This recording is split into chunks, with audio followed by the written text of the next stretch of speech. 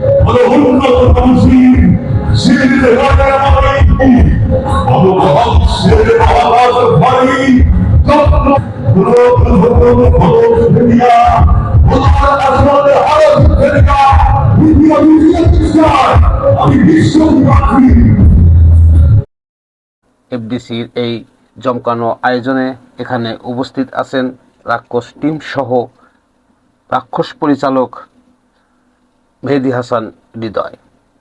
আজকে আমরা মেহেদী হাসান হৃদয়ের সাথে হাত মিলিয়েছি এবং কথা বলেছি। তিনি আমাদেরকে যেটি জানিয়েছেন, এই বরবাদ নির্মাণ করার পর এই রাক্ষস এটি হতে যাচ্ছে একটি ঐতিহাসিক এবং বিশ্ববিখ্যাত একটি ছবি।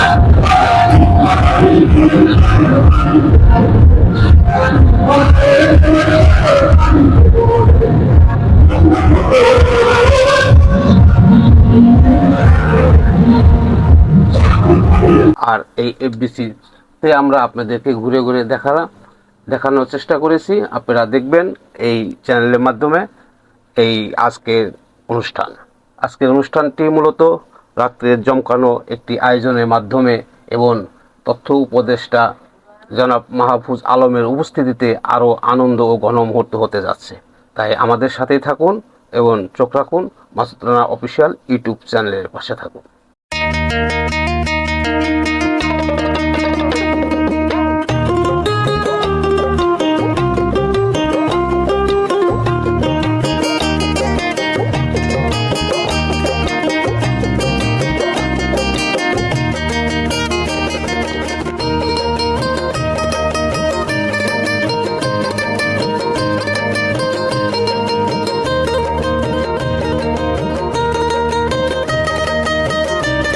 ভালো থাকবেন, সুস্থ থাকবেন এবং প্রতিনিয়ত এন্টারটেইনমেন্ট পাবেন এই নতুন নতুন সিনেমার মাধ্যমে। আজকের মতোই আল্লাহ হাফেজ।